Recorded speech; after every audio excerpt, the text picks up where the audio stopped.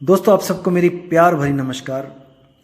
आज मैं बाबा नानक जी की एक वाणी लेके आया हूं, जिसका हम अर्थ समझेंगे और जानेंगे कि बाबा नानक ने हमें क्या संदेश दिया।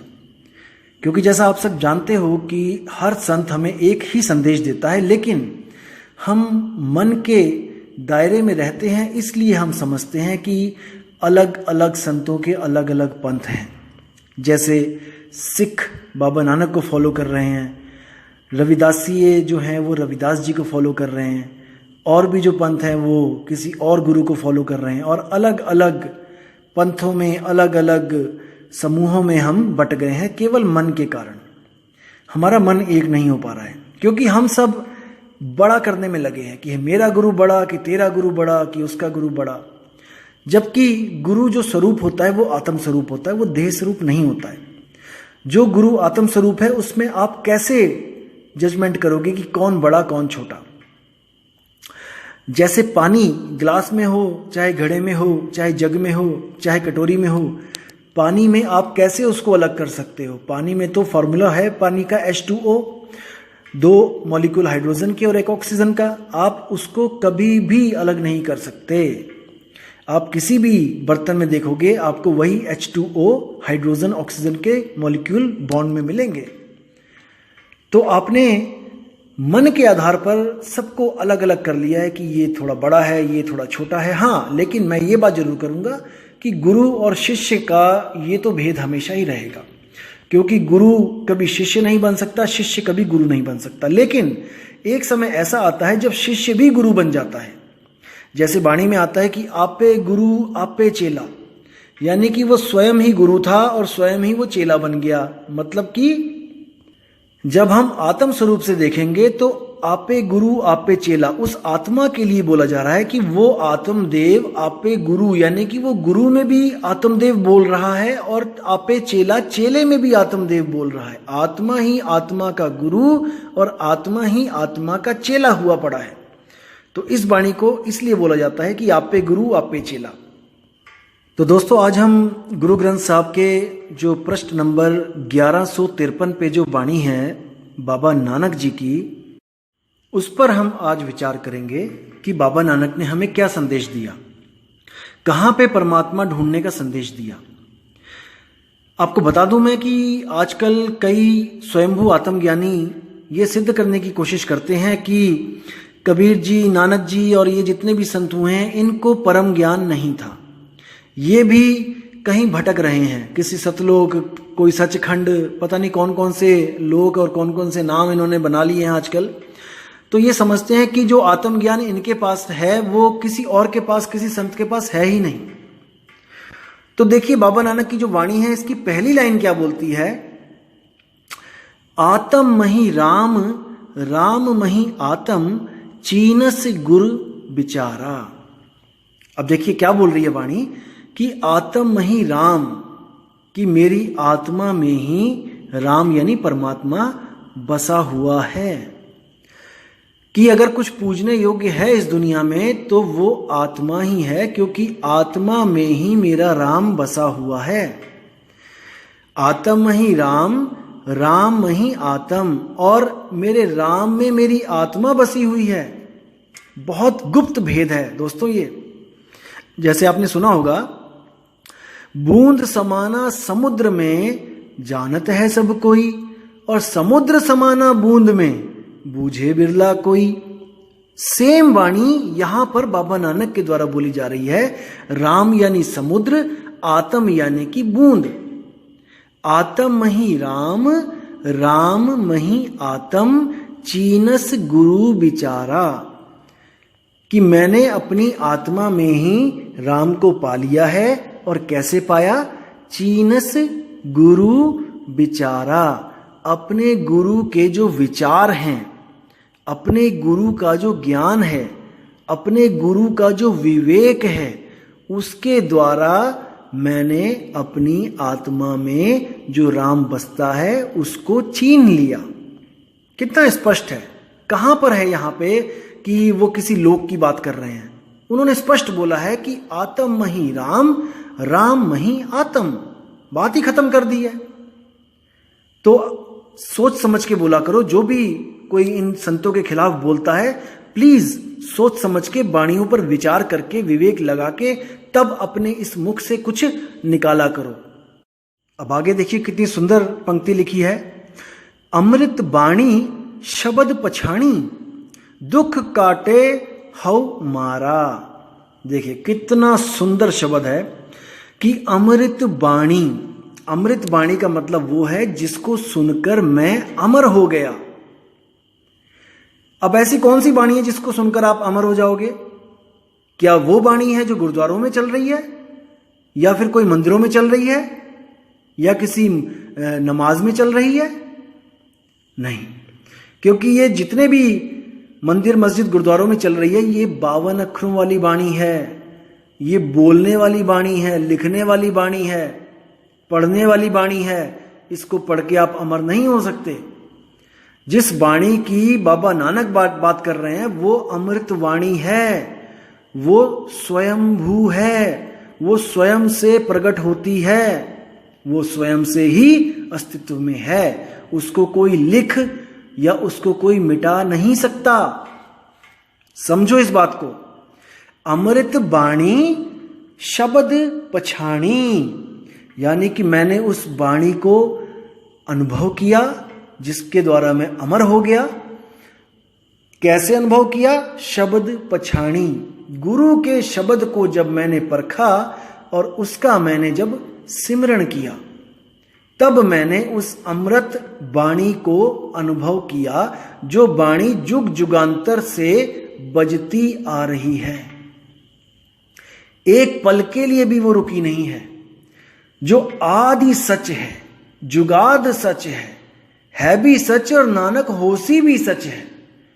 उस वाणी को मैंने गुरु के द्वारा जब शब्द दिया गया, जो शब्द लिखने बोलने पढ़ने में नहीं आता, तब मैंने जब उसका सिमरण किया। सिमरण का मतलब ये नहीं कि मैंने उसको जपा। सिमरण का मतलब क्या होता है? सिमरण अक्षर आया है संस्कृत भाषा से, जिसको हम कहते हैं स्मरण। स्मरण ही सिमरण बन के आया पंजाबी भाषा में। स्मरण का मतलब होता है किसी को याद करना, ना कि किसी का नाम जपना। जैसे हम कहते हैं कि अपने अपने गुरु को स्मरण करो। जब हम कहते हैं गुरु को स्मरण करो, तो हम गुरु की मूर्त को ध्याते हैं। ध्याना यानी कि ध्यान करना, सिमरण करना, स्मरण करना, याद करना। लेकिन कई संतों ने सिमरण को क्या बना दिया? मंत्र बना दिया कि किसी मंत्र का सिमरण करना है। सिमरण यानी जपना है उसको। बिल्कुल नहीं। श्वासों की माला पे सिमरू में पी का नाम, यानी कि मैं हर श्वास में उसको याद करूं। लेकिन अनाड़ी संतों ने श्वासों की माला पे जपवा दिया। नहीं, बाबा नानक कहते राम राम करता जग फिरे, राम ना पाया जाए। यानी जितना भी राम राम कर लो, कितना भी राम राम कर लो, वो राम ऐसे नहीं मिलेगा, बिल्कुल नहीं मिलेगा, जब तक आपको कोई आत्मज्ञानी गुरु नहीं मिला। राम राम करके आप भटकोगे ही।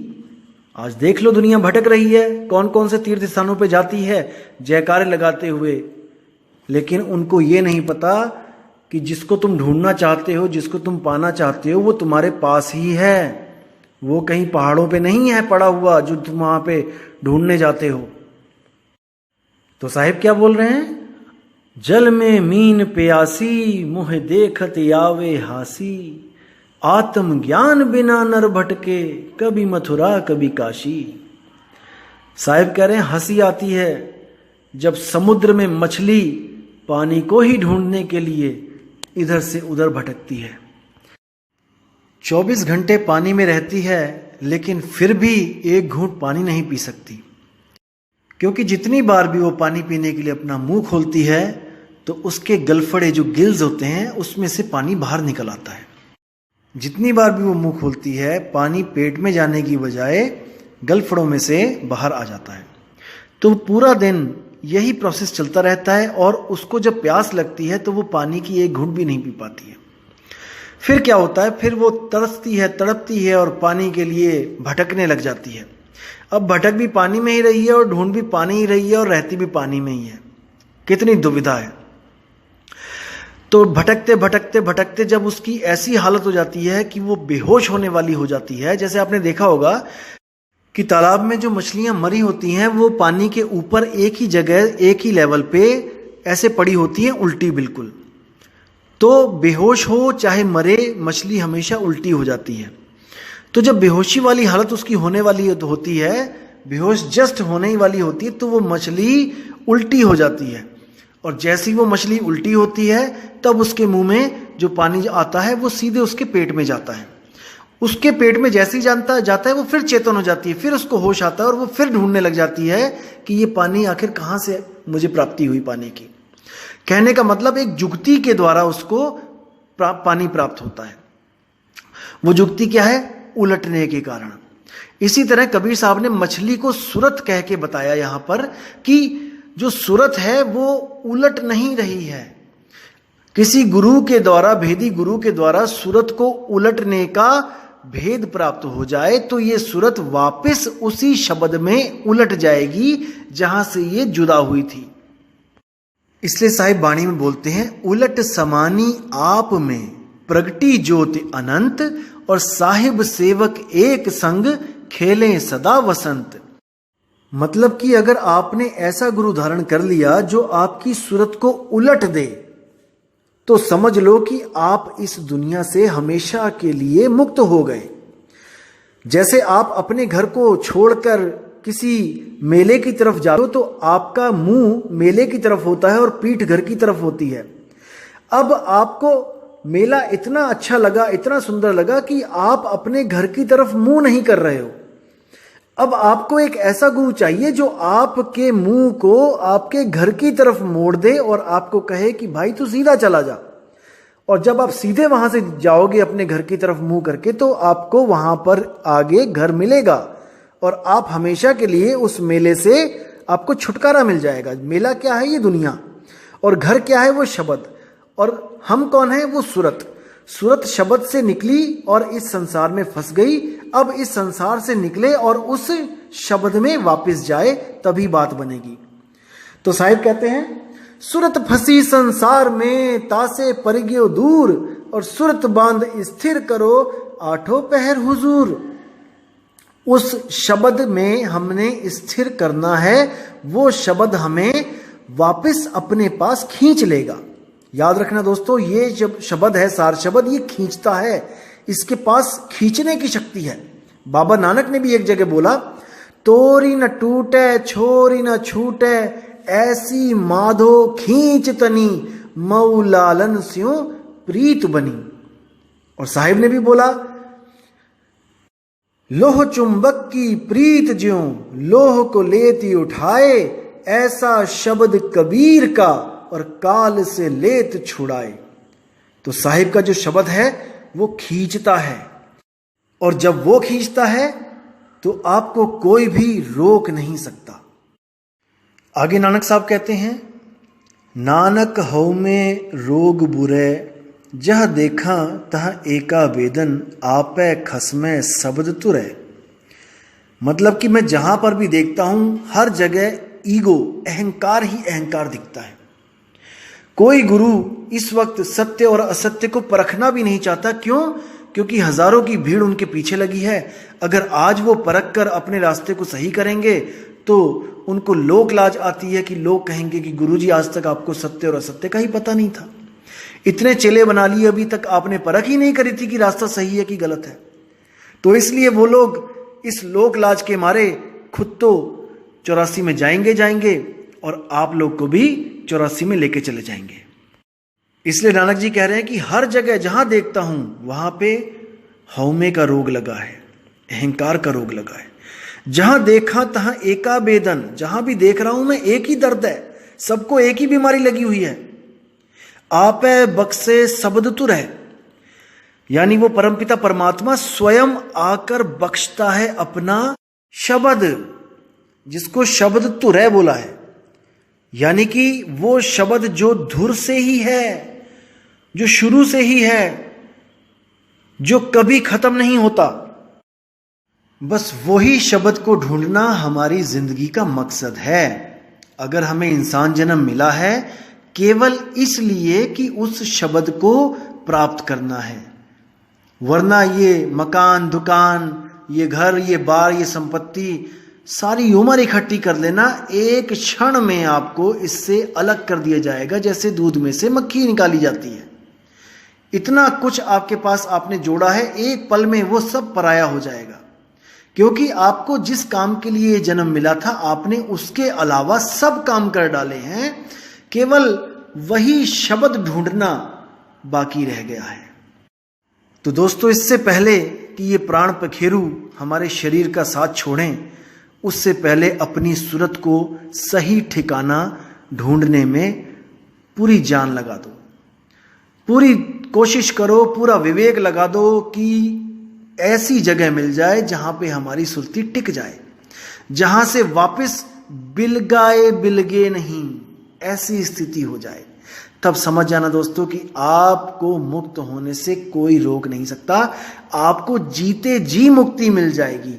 मर के मुक्ति की बातें ये सब झूठी हैं। आपको जीते जी अनुभव होगा कि आपकी सुरती सच में मुक्त हो चुकी है। अब केवल आपको शरीर त्यागने का इंतजार है। मुक्ति आपके पास है, अब केवल इंतजार है शरीर त्यागने का। तो साहिब कहते हैं, जिस मरने से जग डरे मेरे मन आनंद, मरकर ही तो पाइए पूर्ण परमानंद। यानी कि आप जीते जी उस मुक्ति को पा जाओगे, लेकिन आप फिर भी इस शरीर में कार्य करने के लिए उस सुरती को वापस भेजोगे, क्योंकि दुनियादारी के काम करने हैं तो बिना सुरती के तो होंगे नहीं। लेकिन जैसे ही ये शरीर छूटेगा, आप पूर्ण मोक्ष को प्राप्त हो जाओगे। अब सुरती को कहीं आना और जाना नहीं पड़ेगा।